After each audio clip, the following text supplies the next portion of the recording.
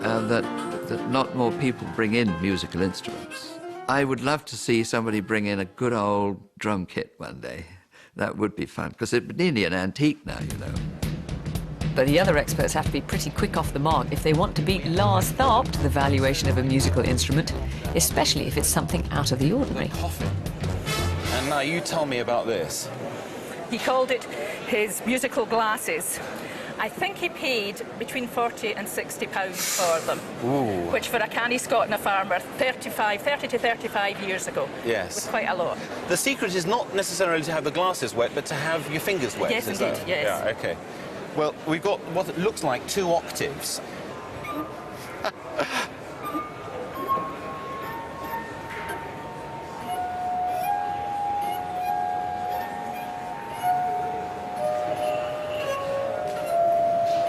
Wrong note. Well done, well done. Oh, they recognise it, they recognise it. Even though he's a classically trained musician, Lars can't resist the challenge of anything that makes a noise. There is no doubt that there is a conspiracy at the reception to point strange, unfamiliar, unplayable, ridiculous musical instruments at me. At Chartwell, a woman brings in an extraordinary Victorian multi-horned object, which I'm sure was put together by some Victorian plumber. It's a car horn, isn't it? That's what it is. It's obviously the German secret weapon in the Umpar band. What do you call this? I don't know. That's why I came here to find out. That was quite fun. It took about half an hour to climb out of it.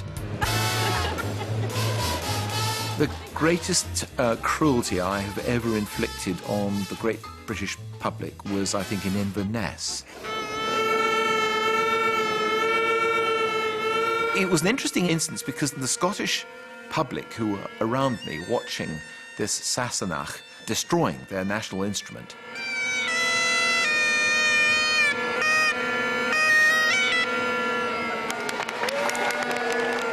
they actually started clapping before I'd finished in order to stop me.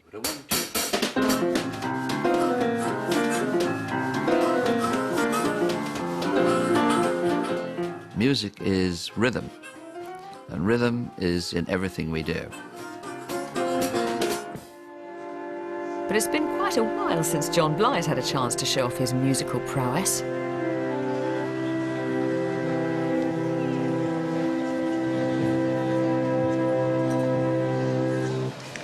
Nice evocative sound. I didn't really think it was coming from that big organ. No. It's a long time since I tinkled the ivories on the programme. In fact, it's 1981, and there were 2 harmoniums, which that was great fun, actually, doing that. Played one poor old wheezy thing, but it was all right. I was amazed to see how young I was. They're still not very valuable, but for insurance, anywhere between 200 and 300 pounds. My playing keyboards was before Lars joined the show, and he's a better pianist than I am, by far. So I think anything that comes in with a keyboard now, he will play, and justifiably so, too. It's not bellows, is it? It's a glockenspiel. Is it? Yeah, it's a xylophone. But it's with stringed instruments that Lars really excels. I have been playing the cello since I was 8 years old. The cello is actually something that's quite close to my heart. You wouldn't think so if you heard me play it, but it is. And so whenever a cello comes in, I really am quite interested. Written by Cyril. The owners of this beautiful cello produced documentation which suggested it had been made for Queen Charlotte, wife of George III, at the end of the 18th century. Okay. A trio of stringed instruments were made by Norris and Barnes around 1790 for the Queen of England. And the man writing this letter thinks that this instrument is one of those 3. One of those 3. I can't contain my excitement. Now, hang on. Just hang on. Stringed instruments of the violin family potentially are very, very valuable. It was a very special cello. You only had to look at it to realize that. I do travel in my car with my very poor second-rate cello bow. And Will you let me have a go on it? Be my guest.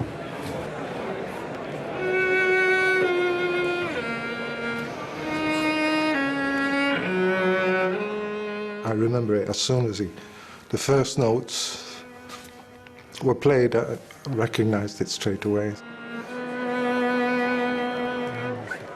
John whispered to me and he said, "That's the piece my mum used to play." And it meant so much more to me. I thought, that's a wish granted.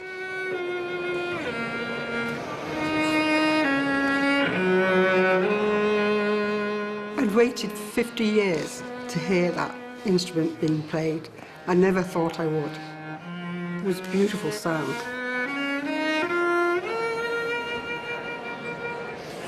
Well, it is a beautifully mellow tone. With a letter like that, it would take weeks, if not months, of research to try to find out whether this was indeed an instrument made for the royal family. So I can't give you an answer to that. But I can tell you that a late 18th century English cello of this caliber, this quality, will generally on the market today not sell for much less than £20,000. So that's a starting point. Now, if we were to discover that that letter was right and this cello had a royal association, then we start adding more and more value to it. I would like to verify that royal connection if ever we can. But nobody really wants to know about that. They sort of dismiss it as sort of a bit of fiction, as it were. We've met rather a blank wall, really. So, we're living in hope. He wasn't too shabby at the cello, was he, Lars? And he was responsible for introducing another musical interlude to the Antiques Roadshow. Bit less melodic. Yes, it's the curse of the mobile phone, interrupting the action. Here's the first recorded incident.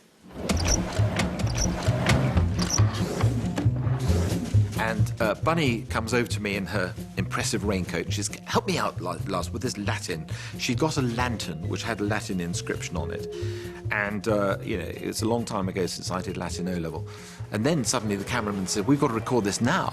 I teach is doceo, so teach or illuminate. And I start sort of hamming it up with what little Latin I had. And in the middle of all this, suddenly, I illuminate the shadows. And I think, oh no, I've left my mobile phone on. I'll just muddle through, they won't hear it. So simple, like everything when you know how. But of course the volume went up and up and up and up. And someo's got the Pink Panther going through mine. there. Not mine. And in the end I had to come clean. It must be mine. And it was all downhill from there. Stand by for the first performance of the Antiques Roadshow Orchestra. Less a cantata, more a cacophony. Goodbye. So sorry, that's my pocket. I've got the Antiques Roadshow playing. It was my son who put it on. Yeah, I believe you. How do I turn this thing off? Sorry, No, that's my mobile phone. I can't believe that. You are so in the Christmas I am so sorry. So cool.